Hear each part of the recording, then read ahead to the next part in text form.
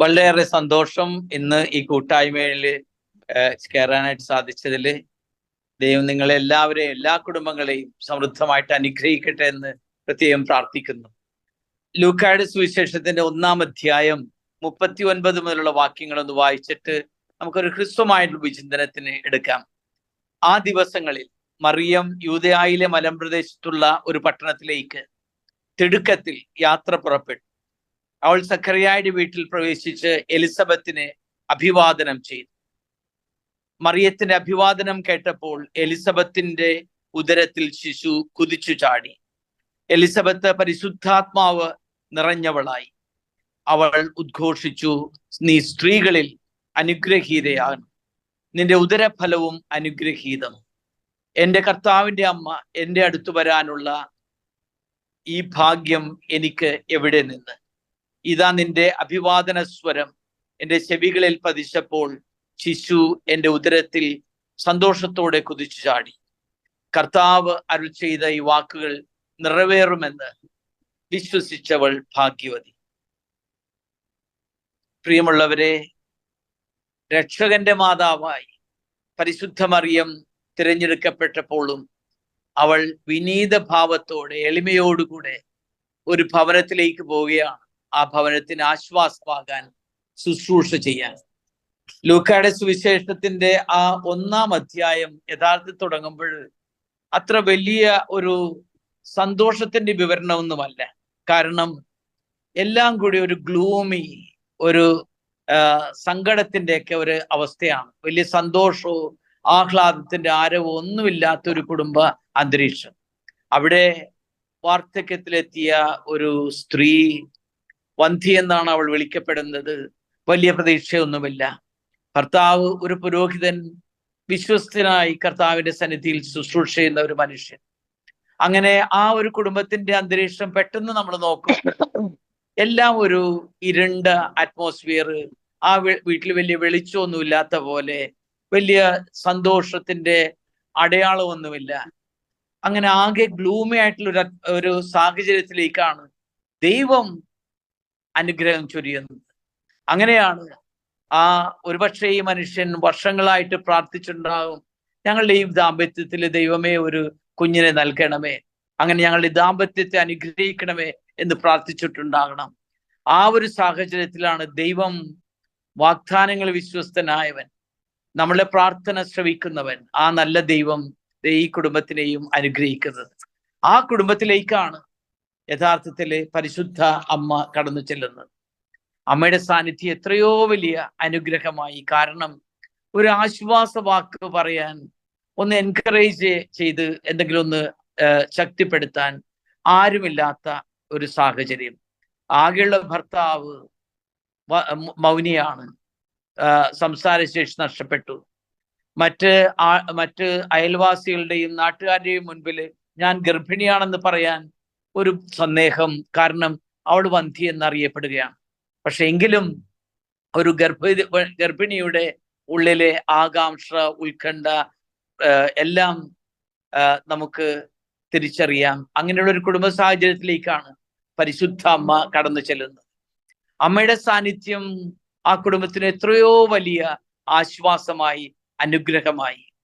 അമ്മയുടെ സാന്നിധ്യം തിരിച്ചറിയുന്ന അതേ ക്ഷണം ഇതാ ഉദരത്തിലെ കുഞ്ഞ് ഇങ്ങനെ കുതിച്ചു ചാടുകയാണ്. ക്വിക്കനിങ് എന്ന് ഇംഗ്ലീഷിൽ പറയുമല്ലോ. കുഞ്ഞിന്റെ ആ അനക്കം ഒരമ്മയ്ക്ക് എത്രയോ വലിയ ഒരു ആഹ്ലാദകരമായ അനുഭവമാണ്. ആ കുഞ്ഞ് അനങ്ങാതിരുന്നിട്ടുണ്ടെങ്കിലുള്ള ഉത്കണ്ഠയും നമ്മുടെ അമ്മമാർക്ക് തിരിച്ചറിയാം. ഇങ്ങനെയുള്ള സാഹചര്യത്തിലേക്കാണ് പരിശുദ്ധ അമ്മ ഹൃദയത്തില് ഈശോയെ വെച്ചുകൊണ്ട് ഉദരത്തിലും ആ ഉരുവാകുന്ന കുഞ്ഞ് ദൈവപിതാവിന്റെ അരുമസുതരെയും സംവഹിച്ചുകൊണ്ട് അവിടെ ചെല്ലുന്നത്. യഥാർത്ഥത്തില് പരിശുദ്ധ അമ്മ കടന്നു ചെല്ലുമ്പോൾ നമ്മൾ ജപമാലയുടെ ലുത്തിനിയിൽ പറഞ്ഞ പോലെ വാഗ്ദാന പേടകത്തിന്റെ സാന്നിധ്യം പോലെയാണ്. ജോൺ പോൾ രണ്ടാമൻ പാപ്പ വിവരിക്കുന്നത് ദ മൊബൈൽ ടബർനക്കിൾ എന്നാണ്. അങ്ങനെ ഒരു ഈശോയുടെ വഹിക്കുന്ന ഒരു പേടകം പോലെയാണ് വാഗ്ദാനത്തിന്റെ പെട്ടകമായിട്ട് അവിടെ കടന്നു ചെല്ലുന്നത്. പ്രതീക്ഷ പകർന്നു തരുന്നുണ്ട്. നമ്മൾ ഈ ക്രിസ്മസിന്റെ അവസരത്തില് പരിശുദ്ധ അമ്മയെയും വിശുദ്ധ ഔസേപ്പിനെയും ഒക്കെ നമ്മുടെ ഹൃദയത്തിലേക്കും ഭവനത്തിലേക്കും സ്വീകരിക്കുമ്പോൾ നമ്മുടെ കുടുംബത്തിന്റെ അന്തരീക്ഷം എല്ലാം വ്യത്യസ്തമായി മാറും. അങ്ങനെ ഈ ക്രിസ്മസ് എല്ലാ വിധത്തിലും നമുക്ക് അനുഗ്രഹമായി മാറേണ്ട അവസരമാണെന്ന് നമ്മൾ തിരിച്ചറിയണം. ഫ്രാൻസിസ് പാപ്പ ഈ വർഷത്തെ ഈ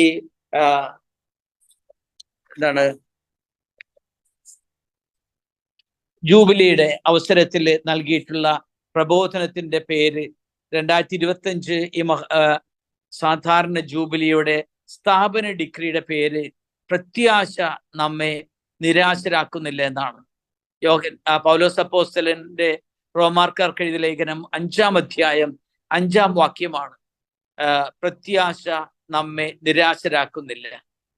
അവിടെ പാപ്പ പ്രത്യാശിക്കുക എന്നാൽ എന്താണെന്ന് എല്ലാവർക്കും അറിയാം. എഴുതുന്നു ഇങ്ങനെയാണ്: ഭാവി എന്തായിരിക്കും എന്നതിലുള്ള അനിശ്ചിതത്വം ഹൃദയത്തിൽ കുടികൊള്ളുമ്പോഴും സംഭവിക്കാനിരിക്കുന്ന നല്ല കാര്യങ്ങൾക്കായുള്ള പ്രതീക്ഷയും ദാഹവുമായി പ്രത്യാശ എല്ലാവരിലും കുടികൊള്ളുന്നു.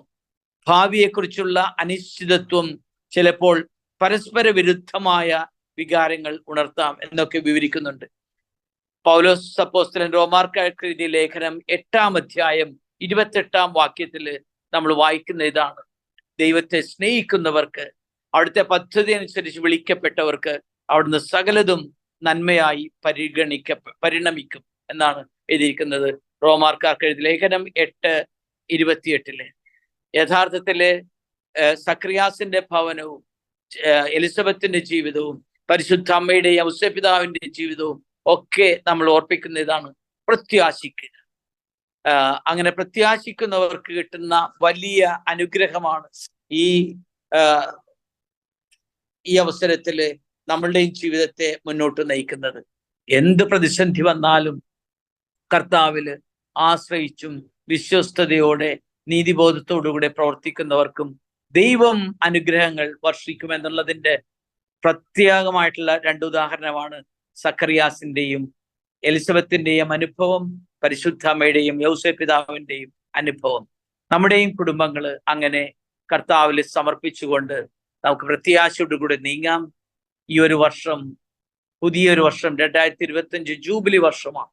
അങ്ങനെ ജൂബിലി വർഷം എല്ലാ വിധത്തിലും അനുഗ്രഹപ്രദമായി മാറാൻ പ്രത്യാശയിൽ നമ്മൾ നീങ്ങാൻ നമുക്ക് സാധ്യതമാകട്ടെ. എല്ലാവർക്കും ഒത്തിരി സ്നേഹത്തോടുകൂടെ ഈ ക്രിസ്മസിന്റെ മംഗളങ്ങൾ നേരുന്നു. നമുക്കൊരു നിമിഷം മൗനമായി പ്രാർത്ഥിക്കുകയും നിങ്ങൾക്ക് വേണ്ടി എല്ലാ കുടുംബങ്ങൾക്ക് വേണ്ടിയും പ്രാർത്ഥിക്കുകയും ചെയ്യുന്നു. സ്നേഹപിതാവായ ദൈവമേ, അങ്ങിൽ പ്രത്യാശ കണ്ടെത്തുന്നവർ ഒരിക്കലും നിരാശപ്പെടുകയില്ല. ഈ എല്ലാ കുടുംബങ്ങളെയും കുടുംബത്തിലെ ഓരോ അംഗത്തെയും വളരെ പ്രത്യേകമായി ഞങ്ങളുടെ യുവതി-യുവാക്കളെ, പ്രായമായവരെ, രോഗികളായവരെ സമർപ്പിക്കുന്നു.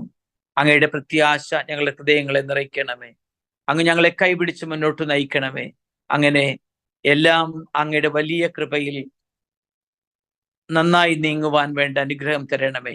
ഈ ക്രിസ്മസ് കാലഘട്ടത്തിൽ അങ്ങയുടെ തിരുക്കുമാരൻ ഞങ്ങളുടെയും ഹൃദയത്തിൽ വന്ന് പിറവിയെടുക്കാൻ ഓമനത്വം തുളുമ്പുന്ന ദിവ്യ പൈതലിന്റെ വിശുദ്ധമായ സാന്നിധ്യം ഞങ്ങൾ അനുദിനം അനുഭവിക്കുവാൻ വരമേകണമേ.